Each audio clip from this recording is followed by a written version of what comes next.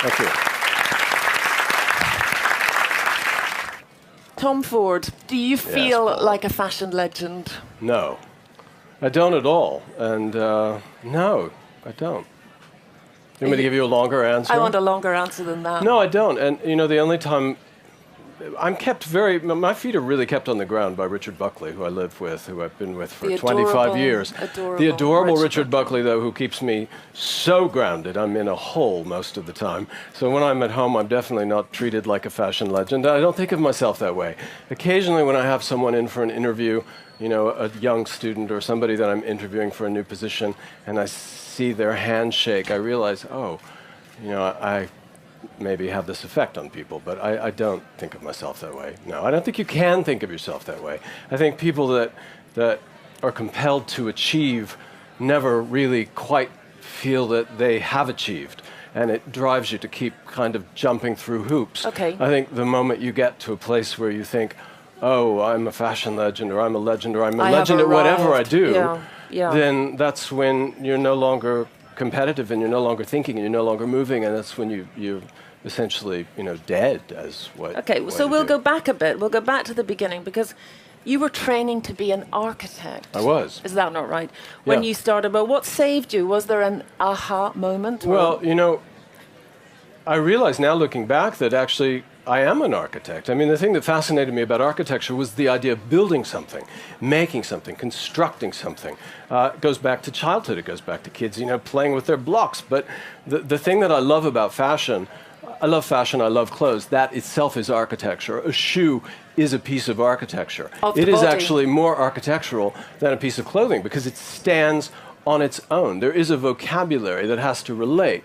You know, if a proportion here is a certain thing, then it means the heel proportion is that thing. And there's a vocabulary in the architecture of buildings. You know, I think, you know, if you have a certain kind of, if you're going to make a curved wall, the best thing to make it out of is not necessarily a rectangular brick.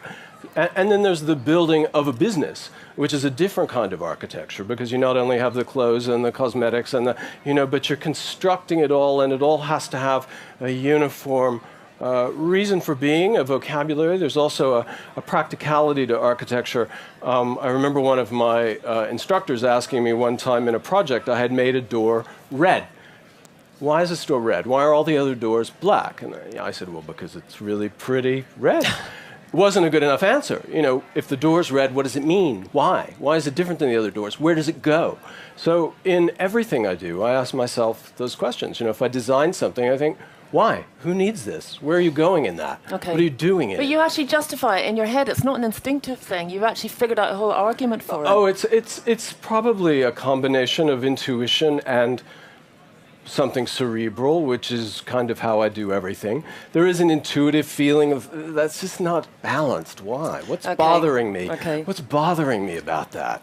And then when you figure it out, you know, you realize, yes, this is what's bothering me. Because there's a fabulous story of you arriving in Gucci in the early days, and Don Mello, who was your boss at the time, said that there was a little bit of friction between you and Maurizio Gucci, because he kind of wanted everything to be round and brown, and you wanted everything to be square and black. Yeah, this is not really a true story, but it's one of those things that's sort of turned into a story. Tom Ford legend. Maurizio, you know, had a wonderful idea, and Maurizio was actually a terrific guy. He was the guy who wanted to restore Gucci to what it had been when he was a kid in the 50s and 60s, and so he set out to do this. He was not a great businessman, unfortunately, and that was really the main problem. But in his mind, it was what it had been in that period, which was brown, which was round, which was, and we were in the early 90s when things were starting to shift. And in the early 90s, everything was black, and it was angular, and it was sharp. And so, yeah, my aesthetic was very different than his. He actually tried to fire me at one point, and did fire me. But at that point, the company was about to go bankrupt, and he was removed, and I was the last remaining designer, and they decided they needed a designer to keep going, so I kept my job. But Han, that says something for faith in your own vision, because that was a family company. Generations of family had run that company. And as a designer, you have to be able to stand your ground and say, no, this absolutely is what I believe in and this is right. Do you ever doubt yourself? Of course, I doubt myself constantly. And in fashion, you have to doubt yourself up until the very last minute. Even if you've finished a collection and it's the night before you're going to show it, and you realize, oh, God, that's so wrong. You have to throw it out. You have to get rid of it. You have to destroy it. It doesn't matter how you fix it, what you change, you have to change it. So you're constantly doubting yourself. You constantly have to question. However, when you do settle on something that just feels right, you don't need to doubt yourself anymore. It's when you get to the point where you're no longer doubting that you know, okay, that's the answer. Or at least that's the way I operate. Where did this kind of aesthetic develop? Because, similarly, I don't come from a big city, and you don't come from a big city. You kind of rolled in from Santa Fe into New York, didn't you? And I have this lovely image of you. Escaped. I have this image I love of Santa you. Fe, but escape, yes. John Voight in Midnight Cowboy somehow arriving. No, I arrived in an Armani jacket, Calvin Klein jeans, and cowboy boots because I'd been reading GQ 1977, and that was the look, and I was prepared for New York. Oh no, my myth although is... the Calvin Klein jeans, although they were very chic at the time, but maybe they were a little tight, but that helped my career too. I'm sure it did. The fact that they were a little tight. But where did that aesthetic develop then? Were you kind of, as a child, were you kind of reading magazines? You can, I have a niece, and her first word was shoe. And, she has a natural, she was born that way. Okay. So I think you're either born, oral, and I mean oral with an A and not oral. Some people are born oral as well. Or you're visual. Yeah. And then that can go in a lot of different directions. And if it tends towards fashion or glamour, then you develop a different sensibility. Yeah. Okay. But then moving to New York, I was exposed to a lot of great things growing up, even as a kid in Santa Fe, which has a certain sophistication in a kind of hippie way, and so I was exposed to different aesthetics, which as an adult have come out in my work at different times. But you were desperate to get out. You were driven to get out of there. I've always done things. I knew I had to get out. Just like I knew I had to make a movie. Just like I knew I am compelled to do certain things. And I was terrified, and I didn't really know quite what to expect, but I knew it was the place for me to go, and that I had to leave. Do you think in order to succeed, not just in the fashion business, but just to succeed generally, is it talent or hard work?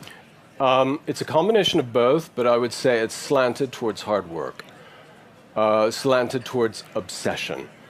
There are many designers who have much greater talent as a designer than I do, but they may not have my drive, they may not work as hard, they may not have the focus, the desire. I mean, you have to have a talent, because in the end, you can have all those things, and if the pair of pants you make don't make someone's butt look good, they're not going to buy them. Yeah, so sure. You have to have the talent to be able to make something that people want. But then you also have to have the drive and the desire to, sometimes people are successful because maybe they don't have that drive, but they have someone around them who takes their raw talent and pushes them.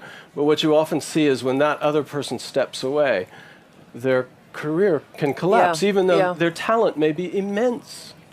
There must be an ability to take hard knocks as well, though. You have to really be tough.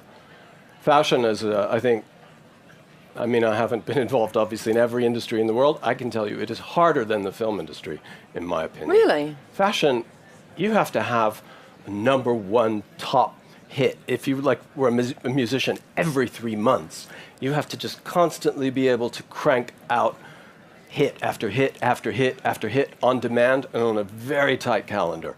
In the last year and a half, I've come back. I've lost it. I've come back again. It's really as good as your last collection. And then in the end, I think you're judged on the cumulative work that you've produced over a period of time. And do bad reviews still hurt? Of course they do. Because Of course they do. You've told me before that my God, of course they pained do. to read them, but they Of still course they hurt. do, because and often a bad review is right. And those hurt in a different way, because you know in your heart what you're reading, oh God, yes, totally right, totally right. But yeah, sure, of course they hurt. They hurt because you're quite raw, because they come out the day or 2 days after what you've done, when you haven't been able to sort of recover from it. So you're exhausted, and you can't really see what you've created clearly because you've just created it. Have you had a proudest moment that you can tell us about? I've had many proud moments. I would say my proudest moment was December 31st, 2011, my 25th anniversary with Richard Buckley. Being with the same person for 25 years, I'm very proud of.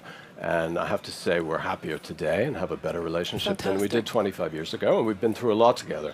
And professionally, my proudest moment was probably the Venice Film Festival when my film was screened, because it's a surreal experience. I did not know what to expect. I mean, you're in this gigantic theater that seats at least 1,000, and you're all lined up. And at the end of the film, they either boo or they applaud, and the entire audience just turned and faced us and stood and applauded for more than 10 minutes. It was, I kind of almost don't even remember it, but I was very proud of that film. Do you know what? I think that's probably a good moment if we actually show a little bit of the movie. I'm sure everybody here has seen A Single Man, but just if we refresh. Probably not, but I am sure they have. Do try to see it. I'm sure they have. Can we do that now?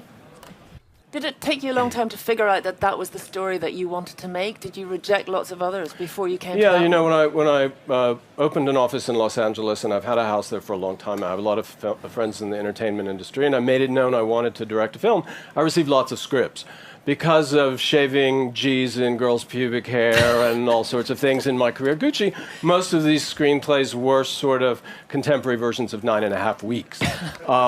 Or lots of, slapping with, big breasts, and not at all the kind of story that I wanted to tell, because people didn't know that side of my character, my personality. And I was driving to my office one day from my house, and I realized I was thinking about George, this character. And I had read this book when I was in my early 20s, living just a few blocks from where my office is in Los Angeles as an actor. I was an actor at that point in my life. And I'd read this book, and I had really fallen in love with this character, George. And I later then met Christopher Isherwood, who'd written A Single Man, and became obsessed with him, read every book and everything that he'd ever written. And I realized, I think about this character all the time. Got back to my office, picked up the book, started to read it, and I thought, this is it. I just had a feeling. Even though the book has no plot, George is not going to die, he's not going to commit suicide, it has no plot, it's an internal monologue, but yet the substance and the point of the book was what spoke to me. I went out to meet with his boyfriend, who is still alive, Don Bacardi, who I had also known, and convinced him to give me the rights to the book. Then I spent 1.5 years writing the screenplay, because I realized that a story without a plot is tough to make into a film. And I had to come to terms with altering the work substantially. And Don was the one who really encouraged me to do that. I had dinner with him one night, and I said, I'm really struggling trying to figure out how to turn this into a movie. And he said, Chris felt that a book was a book and a film was a film, and you should make it your own. Find out what speaks to you about this book, and bring that out in the film. And then I changed the plot and wrote the existing screenplay that turned into the film. Is there another movie in you? I hope so. Yeah, there are actually 3 projects I'm working on now. One is an original screenplay I've finished. I could start working on it, except I started this little project called Women's Ready-to-Wear. And our business is really going very well, so yes. I can't complain about that, but it's going so well, it's taking all my time right now. So And luckily you can, as you once said to me, fit in a movie in your summer holidays. I can, although not this summer. Not this summer. Yeah, Italy shuts down for a month. So if you're in the fashion industry and you produce everything in Italy, there is a sort of month in August when you can't work the way you normally work. So to shoot a film, I could take 5 or 6 weeks. You really can't do anything else. If there are any filmmakers in the audience, you know this when you're actually shooting. And then I could try to edit half a day, do fittings half a day, edit half a day, do fittings half a day, for 6 months after that and finish the film. At least this is how it's going to work in my mind. Although I made A Single Man while I had already started the company. We were making eyewear, we were making fragrance, and we had started menswear, and we'd opened a few stores, and I managed to make that. So. Tom is the only man I know who really multitasks like a mum. That's a compliment, by the way. Thank you. But there must have been a point when, after Gucci, you thought, God, I could just retire now. I did. I did think I was going to retire. I live in Los Angeles right above a golf course. Believe it or not, I actually play golf. I played golf as a kid. Everyone does in Texas. And I thought, I'm not going to do fashion anymore. I'm just going to go to my ranch, ride my horses, play golf, blah, blah, blah. I mean, it lasted a couple of months, and I was bored out of my mind, drinking way too much, and it was not good. And I realized I needed to go back to work. And plaid shirts. But the great thing is I never have to daydream about retiring. I think most people in the world, I've been fortunate enough to hit that moment where I really could not work for the rest of my life. And I think most people fantasize, one day when I retire, and of course insurance companies know that many times when you retire, you die within 2 to 4 years. And so my only advice to everyone is don't retire. Find something you love. I want to keep working until the day I drop dead. In fact, Cary Grant was doing something just like this. I'm not comparing myself to Cary Grant. Went backstage, had a headache, and died. So I hope that doesn't happen to either of us, Paula. No. But, you work, you go backstage, I've got a headache, you're dead. I don't want to be known as the woman who finished off killed Tom me? Ford. No, I don't know. Exactly. What's your ultimate career goal then? Are you somebody who works to goals? Do you have 5-year plans? I used to have 5-year plans and 10-year plans and all those kinds of things. Now I have daily plans. I have longer plans, but my daily plan and my daily struggle, like most of us, I think, is to be happy. I turned 50 this year, and not that that's old. Thank you. But it really did change my way of thinking, and I don't think many of you are 50. I can tell by your faces you're a lot younger. But it also really changed my way of thinking. If someone invites me to dinner, I think, God, do I really want to spend one of the so many thousands of dinners I have left in my life having dinner with this person? No. Oh gosh, I can't. And it did change the way I do things. Okay. So how much I wanted to be here today. I'm hugely flattered. I'm serious. Now, tonight, because your schedule takes you all over the world, you're flying around more on a plane than your feet are on the ground, I suspect. But you are back for Men's Fashion Week. And yes. Tonight you are attending a reception at St. James's Palace with the Prince of Wales. Yes. And Tom, you have been fantastically supportive of British fashion designers. And I just wanted to ask you a real nerdy fashion question. Is there a city, in your experience of all of these cities in the world, that particularly fosters young talent? And Here, which one? Here, London. Why? Well, a few reasons. We don't make money out of it. No, you don't, and that's the problem with fashion in England, because this is where the talent comes from. You go to Paris, you go to Milan, and the design studios are just filled with English, British design assistants. But yet, and I can't quite figure out why, in this country, the fashion industry as itself hasn't been able to support that talent and keep it here. I moved my design studio when I was at Gucci to London. Because I love London and I wanted to spend more time here and live here. I'd been living in Paris and living in Milan for a long time. I wanted to live in a place where I could speak my native language daily, and I love London. But also, most of my assistants were English, so it was a very easy move to transfer my design studio from Florence and Milan to London. And I still find it the most inspirational city. I think it's possibly a history of eccentricity. This is a place where individuality and eccentricity in clothing in particular is admired and is respected. There are more fancy dress balls in this country. And I got in trouble once by saying that I was the only man I knew in Britain never to have been in drag. And somebody then wrote about this in the newspaper. I've never been in drag, and I don't know what he's saying. He's an American. He should go back home. But what I meant was that actually most of my straight British male friends occasionally go to a party where they get themselves done up. There's a kind of in a dress, a joy. Well, it also comes from drinking a lot too. You know, I mean, I've lived in quite a few countries, and I have to say, drinking here is you drink. So when you drink, you tend to, you know, pick that up and put it on your head, and you know, you create fashion. So it's something that's admired here. Americans are afraid of style. You know, remember, America was founded by the Puritans, who fled, you know, the UK and wore very stern, little, strict, and too much style in America is considered kind of bad thing. That's changing. You know, now it's totally different. Really, globally, we're unfortunately seeing a sort of breast implant style that's taking over the world. No, but Hannah, I was going to say, listen, I am so aware that you all want to ask questions, and I'm hogging Tom here, but I've just got a couple more, and one of them is, you seem to stand almost as a King Canute with your kind of hand against the tide of casual wear. I mean, you take great pains in how you arrive, how you look, and everything is just so yes kind of and elegant. No.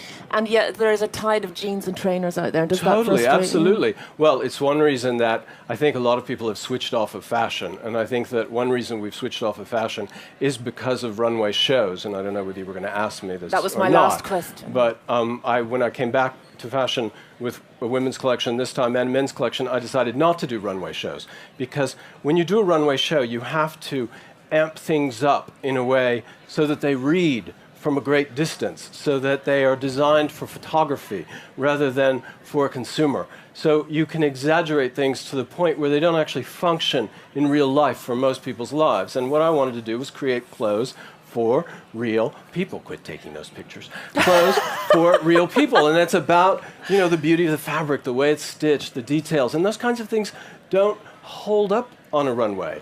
They're great for critics. They don't necessarily work for the customers. And I think that's one reason that so many people in the world have switched off of fashion. They look at it as a spectator sport. They want to see what everyone's wearing and how it looks, but then they put on their t-shirt and their jeans. I am actually extremely casual in certain environments. You know, in a city, one of the reasons I like living in London, I like the formality of it as compared to the formality of America, or informality of America. I like putting on a suit. I like putting on a tie. When I'm in the country, I wear a t-shirt and jeans. If I'm going to the beach, I wear, well, that's good to know. So I think there's an appropriate thing, and I don't mean everyone needs to wear a suit in London, but also when you're in a public place with a lot of other people, you inflict yourself on them. You know, we have these beautiful designed buildings, and you're thinking, and then all these people who look like hell. I mean, you know, you're inflicting yourself, and there used to be this pride of, I'm going out in the world, I should, you know, make everything look as good as it can by looking my best, and by it's a show of respect. By you know, maybe a lot of you are thinking, oh, he's so full of it, but, no, but this is how I feel, is that it's a show of respect to other people who have to look at you. You should try to look as good as you can look and help make the scenery look good, and you know. Hi. Hi. I just wanted to ask you, so what helped you shape yourself into a business person? Because I feel like it's not like you went to business school, right? No, it's an interesting question. I think like in this day and age, like we're starting to have a lot more startup energy and startup tech companies and all these different types of things, and I was just wondering, like, was it kind of observing businesses from where you were as a designer, or did you kind of instinctively move to that role because you were more It's of a leader? innate. It's a survival mechanism. I mean, my first job in fashion was on 7th Avenue. I saw designers around me. If the little knitwear collection they designed didn't sell, they were fired the next day. They were escorted out, walked out of the building. And you know, you don't have that so much in Europe, but immediately, very quickly, you learn to survive. So you start thinking, okay, how do I make sure my thing sells? How do I make sure, so it's a survival. I mean, common sense is not common. It's very rare. So it's also it's common sense. You know,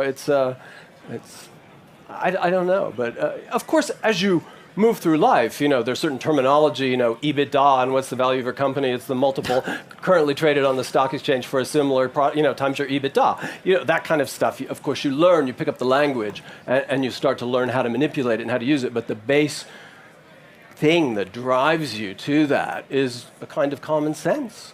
EBITDA, I've learned something today. I don't know what that is. Earnings before income tax amortization. Earnings before income tax amortization. And but deduction is amortization. You must also have come across that thing. That's not the way we do things here. You must have heard that from consultants and experts and all kinds of people. No? No. No? Okay. But what do you mean? Well, I'm just thinking that the way that you became successful was not necessarily in the kind of textbook Harvard Business School kind of way. Actually, I am a course at Harvard Business School. Did you? No, I didn't take one. There is a course to On you? study. Yes. How To fabulous. study how at Domenico. There are two. There's a Gucci course, Okay. and there's the success of and how we rebuilt Gucci. It is Okay. actually a course taught. Sorry, I don't mean to sound like an asshole. Proof. Does sound like an No, asshole. fantastic. I don't mean to sound like an asshole. You set your own precedent. Can we get a microphone over here in the middle? We're kind of this favouring poor this woman side of who's the been room over here. photographing. She needs a microphone. I'm so sorry, Tom. It's okay. It was nice But I'm looking very at you excited so of often. meeting you here. I'm come from Chile, so it's not a good chance of meeting you. On the if ski it's slopes not in here Chile. in London. Have you been in Chile? Have you been to Chile? No. Oh no. Okay. So my question is, I'd like to know if you see any sort of market in Latin America for your fashion, because certainly we love your movie, but in terms of fashion, and if you know, two questions, if you know something about any fashion creators there in Latin America. What do you know about Latin American fashion? I don't What do you know a think? lot about Latin American fashion designers, I have to say, but yes, there is a very big market for what we do and what we did at Gucci in Latin America. We had a Tom Ford boutique in Daslu in Sao Paulo. We also have lots of Latin American customers who travel to Miami to buy our things, and we're in the process of expanding our store network. So, of course, Latin America is obviously a tremendous market for us. But no, I don't know much about Latin American fashion designers. I don't think most of us do. Which doesn't mean that there are not great things happening in Latin No, America. I was just Culturally, curious. of course, we know historical Latin America. I mean, in terms of knitwear from, Peruvian knitwear or traditional costumes from Colombia or, those things are references that one as a fashion designer often researches and pulls. So, of course, historical clothing from Latin America is part of probably most fashion designers' mental file. It would have surprised me if you, but I wanted to know. I think Thank you. it's the new frontier for luxury, though, isn't it? That is one of the great. Well, any booming economy happens to be the new frontier for luxury. So, of course, Latin America is yes. a great focus. Is there any more questions over? There you are. What is the most challenging part of the creative process? Creating on demand, because if you're a creative person, creativity comes naturally to you, but it might come to 1 month and not necessarily come to a great idea for a few more months. But you have a calendar.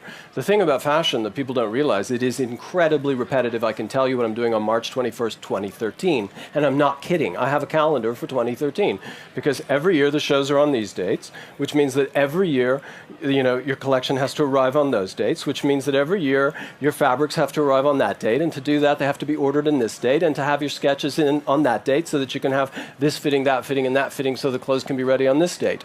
And that never changes. It is relentless. You don't even get to finish one collection before you have to start the next one because they now overlap so that there's a flow of merchandise into the stores so the customers can shop every 2 months and go in and find something new.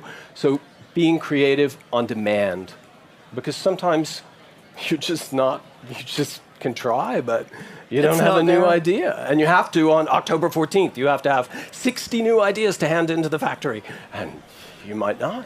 I wanted to know, did you find it hard to differentiate suits and stuff? Because obviously it's to normal people, suits look the same. So how did you differentiate Yeah, brand. reinventing the suit. Well, when you start your own brand, you have to turn inwards, and you basically sell yourself to the world.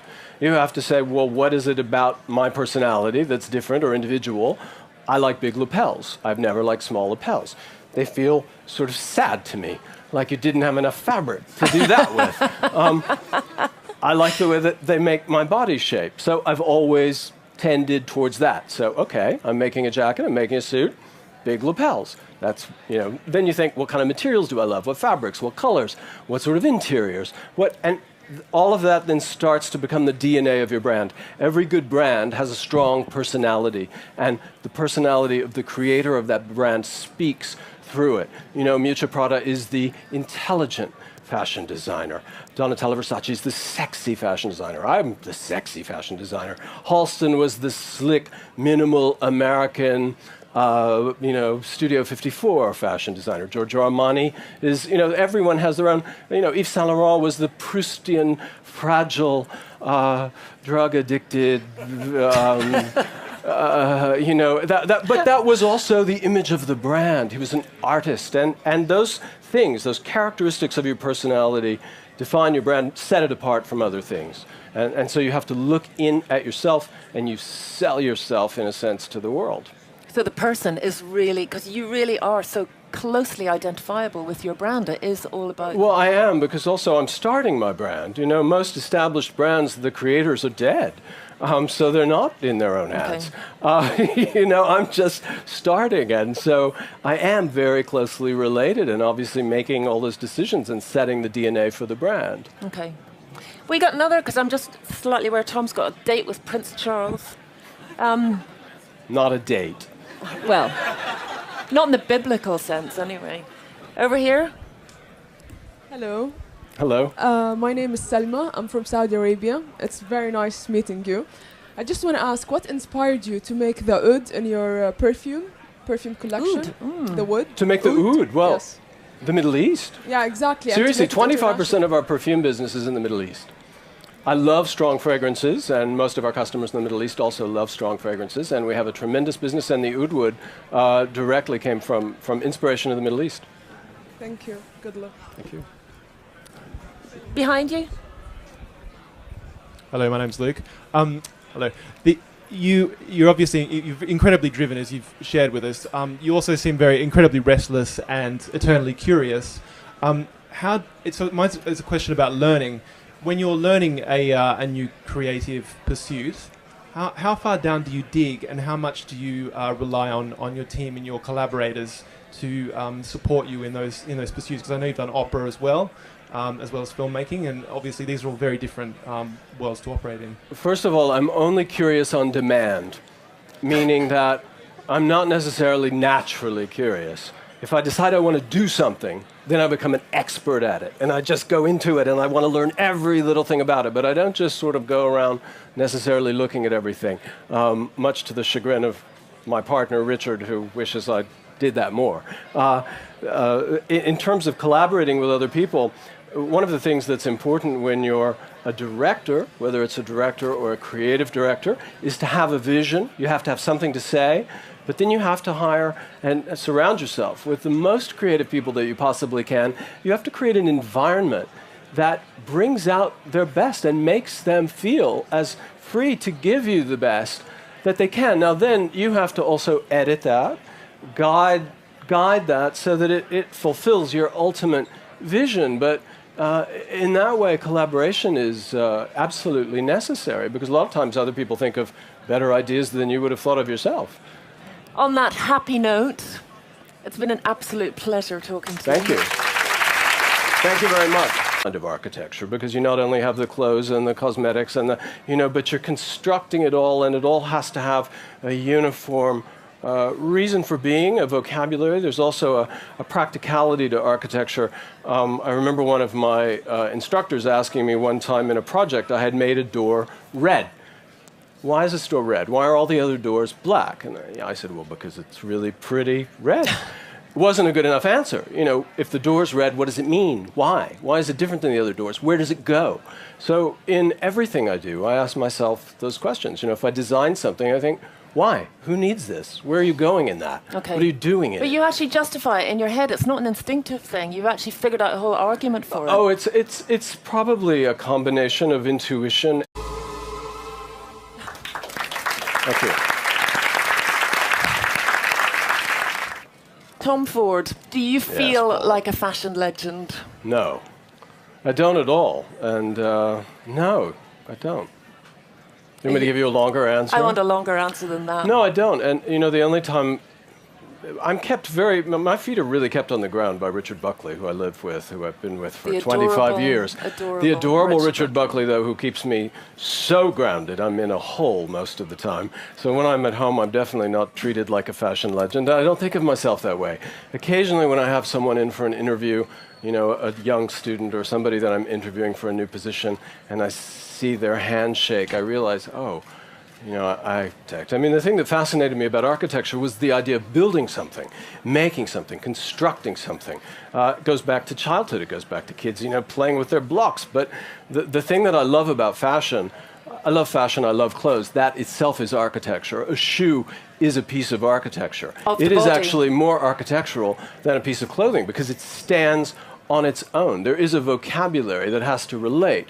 You know, if a proportion here is a certain thing, then it means the heel proportion is that thing. And there's a vocabulary in the architecture of buildings. You know, I think, you know, if you have a certain kind of, if you're going to make a curved wall, the best thing to make it out of is not necessarily a rectangular brick. And then there's the building of a business, which is a different kind. Maybe have this effect on people, but I don't think of myself that way. No, I don't think you can think of yourself that way. I think people that are compelled to achieve never really quite feel that they have achieved, and it drives you to keep kind of jumping through hoops. Okay. I think the moment you get to a place where you think, oh, I'm a fashion legend, or I'm a legend, or I'm a legend at whatever I do, then that's when you're no longer competitive and you're no longer thinking and you're no longer moving, and that's when you're essentially, you know, dead as what. Okay, so we'll go back a bit. We'll go back to the beginning because you were training to be an architect. I was. Is that not right? When you started, but what saved you? Was there an aha moment? Well, you know, I realize now looking back that actually I am an architect and something cerebral, which is kind of how I do everything. There is an intuitive feeling of that's just not balanced. Why? What's bothering me? What's bothering me about that?